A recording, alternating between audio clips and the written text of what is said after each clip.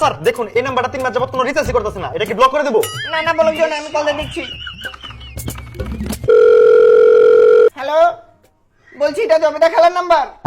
তোমার বাবার নাম্বারে জরের বেটা যাই রে। নাউজুবিল্লাহ তো আপনি এগুলো কি বলতেছেন? আমরা কি করলাম? জরের বেটা যাই তো লজ্জা লাগে না, শরম লাগে না? তোর মার ভাতারের মোবাইলে ফোন করছে। ওমা গালাগালি করছেন কেন? আপনার কি মেজি বোমা হয়েছে নাকি তার মেজি বোমা সত্যি?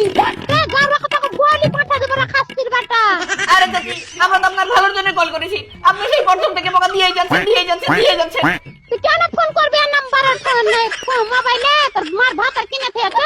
আরে চাচি, আপনি 3 মাস যাবত ফোনে কোনো রিচার্জ করেননি, সেজন্য কল করেছি চাচি।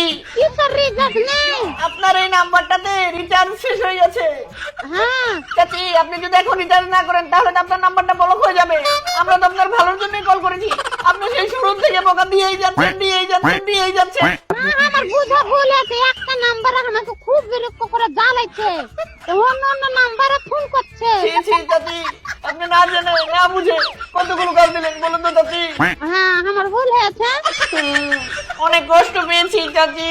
আমার নাম্বারে ফোন করছে রে ভাই, তো আমার মাথা খারাপ করে দিতে, রাত 12টা করে মানে না 2টা মানে না। তাহলে চাচি আপনি কি কাজ করবেন? রাত্রিবেলা আপনি ফোনটা অফ করে ঘুমাবেন, তাহলে আর আপনি কেউ ডিস্টার্ব করতে পারবে না, বুঝেছেন চাচি? হ্যাঁ আর মোবাইলে 75 টাকা রিচার্জ করবেন, না হলে সিমটা বন্ধ হয়ে যাবে চাচি। 25 টাকা দে। হ্যাঁ, আর 75 টাকা রিচার্জ করলে আপনার সিমটা বন্ধ হবে না, চালু থাকবে, বুঝেছেন চাচি? ঠিক আছে, তুমি অপারেশন করছো নাকি? হ্যাঁ চাচি, ফারাক্কা কল সেন্টার থেকে বলছি। আরেক অপারেশন?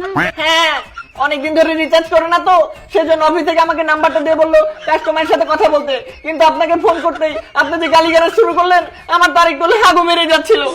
কালকে নাম্বারে ভাই ফোন করছে রে, কিছু মানে না, কিছুই মানে না। হ্যাঁ, লোকজন অনেক খারাপ, আপনি ফোন বন্ধ করে দিবেন রাত্রিবেলায়। দেবা কারণ আমি একাই বাতে থাকতে, আমার স্বামী বিদেশে আছে, একটা সন্দেহ ভাববে না যে তুই আলগা নাম্বারে তুই কার সাথে অত রাতে ফোন করে দিস।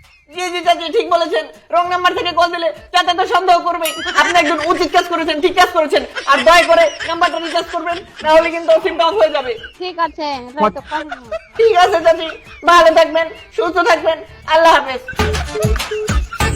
এই বালের কল সেন্টারে চাকরি করে আমার প্রত্যেকদিন 100-200 মানুষের খালি গালি হলো লাগতেছে, ভদ্রতার খাতিরে গালি কিছু পাইনি। এই চ্যানেল থেকে আমি আর